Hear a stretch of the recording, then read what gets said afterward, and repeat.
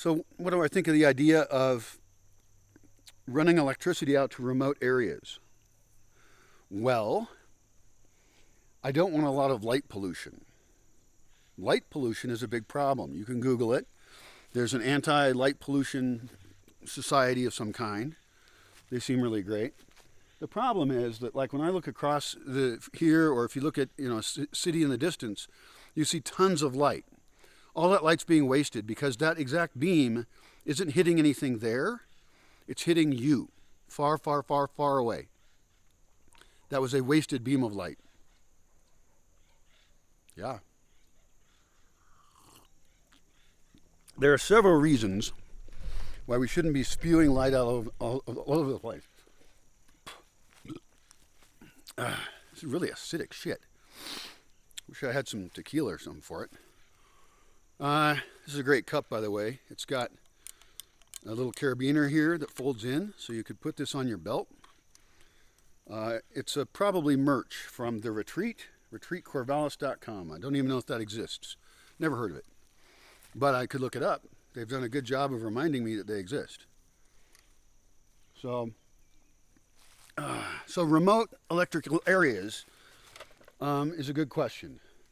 Well, first off, I want to run through the view park, small places with little bits of light. I would like enough so that you could feel comfortable walking through it without a headlamp. Nice wide trail, no branches going to hit you in the face, very well maintained trail. And then just strings of LEDs perhaps mixed in, and in a way that doesn't hurt your eyes. So I'm not sure, but very minimal. Street lights are a way, and that's one of the simplest, remote lighting objects. Yeah, I think it would be useful to have lights on a trail, or a good trail, like an easy one to walk at night. Probably a road, actually. That would make more sense. If we improve Bad Bend over there, which is a crappy road, then we could improve that, and we could have not a lit way. We're not going to light the whole thing, but at least where you see a light in the distance. This is my Chinese lantern theory that I think, I made this up, but it could be true. A lot of stuff I make up is true. And, these Chinese lanterns, the stone ones that they sell, and I wondered, why are those so popular? And I read all these Chinese stories about Chinese travelers, right? Because they traveled around a lot. They had a big empire. I mean, they were very advanced in all kinds of crazy-ass ways.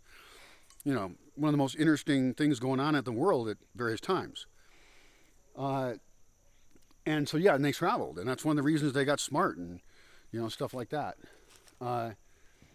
So I thought to myself, there should be a lantern that maybe they did this. Like, they would have this oil lantern or something just far enough so that you're going the right direction.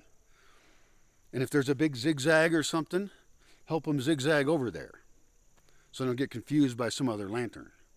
You could even block the view of a lantern so that you can't see it from a distance. You only see the lantern from the direction that you're supposed to be headed in. There could be one on various roads. We could even do these not as electric, but some other way.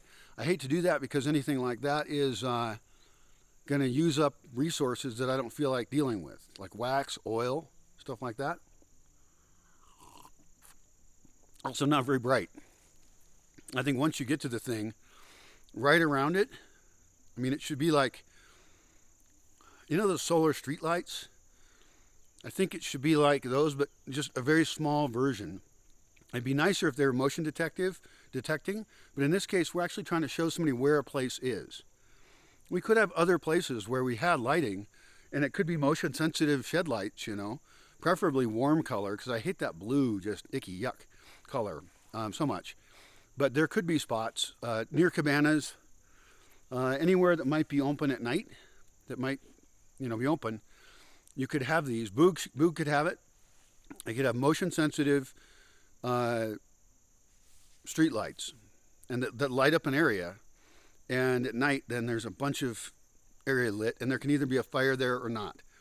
Lighting and fires are not necessarily incompatible. You just want to make sure your lighting doesn't ruin the magicness of the fire. It has to be subtle enough. Like around ones, well, there's different ones, and each one's different. So, and I've talked about different ones. We could actually talk about that for a moment, what the plan for fire pits is. Let's do that. Okay, here we go. You ready?